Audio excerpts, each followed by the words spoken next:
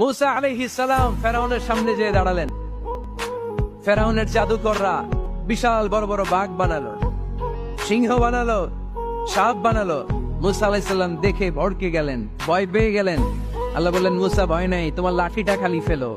কি ফেলো? মুসা আলাইহিস সালামকে একটা লাঠি দিছে কে? লাঠি ফেলার সাথে সাথে মুহূর্তের মধ্যে হাইয়াতান তাসআ, বিশাল এক অজগর সাপ। এই বিশাল অজগর সাপ ফেরাউনের জাদুকরদের বানানো সব বাঘ, ভাল্লুক, সিংহ আর সাপগুলো রেখে বিশাল ফানা ধরে আছে। আর সাপ বলতে শুরু করেছে, আর কি আছে নিয়ে আয়। সুবহানাল্লাহ কইতে পারলেন না? এই দৃশ্য দেখার সাথে সাথে ফেরাউনের রাজপ্রাসাদের সামনে যতগুলো জাদুকর ছিল, কোরআন বলে ফাউলকিয়াস সাহারাতু সাজিদিন। এই দৃশ্য দেখা মাত্রই ফেরাউনের নিয়ে আসা বড় বড় জাদুকর গুলো মুসা আলাইহিস সালামের সামনে দাঁড়িয়ে আল্লাহর জন্য সেজদায় লুটিয়ে পড়েছে।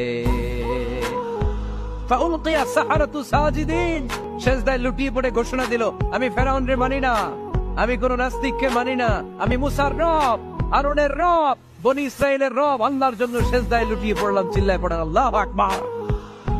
মুহূর্তেই এক সেজদার কারণে তাদের নসিবে হেদায়েত দিয়ে দিয়েছে কে?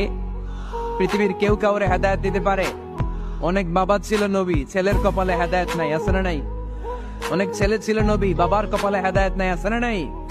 হেদায়েত দেওয়ার মালিক একজন, চিল্লায় বলেন তিনি কে? একটা সিজদা, একটা সিজদা, একটা সিজদার আদেশকে অমান্য করার কারণে ইবলিস জাহান্নামীদের সর্দার। চিল্লায় বলেন ঠিক কিনা? ওয়াইদ কুলনা লিল মালাইকাতি ইসজুদু লিআদম ফাসাজাদু ইল্লা ইবলিস আবা ওয়াস্তাকবারা ওয়া কানা মিনাল কাফিরিন। আল্লাহ বললেন, ও ফেরেশতাকুল সবাই আমার আদেশ মোতাবেক আদমকে সেজদা করো। সবাই সেজদা করলো, একজন ছাড়া, সে কে? আরো জোরে বলেন কি নাম?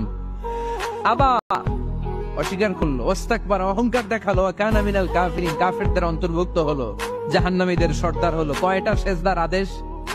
আওয়াজ করে বলেন, কয়টা সেজদার আদেশ অমান্য করছে? সেজদা কয়টা দেয় নাই? আপনি দেন নাই কয়টা? হ্যাঁ, আমরা দেই নাই কয়টা? এক সেজদা না দিয়া জাহান্নামীদের লিডার। আমরা সেজদা মিস করছি কয়টা? কয়টা? মুসলমান সেজদায় লুটিয়ে পড়তে হবে একজনের খুশির জন্য, তিনি কে?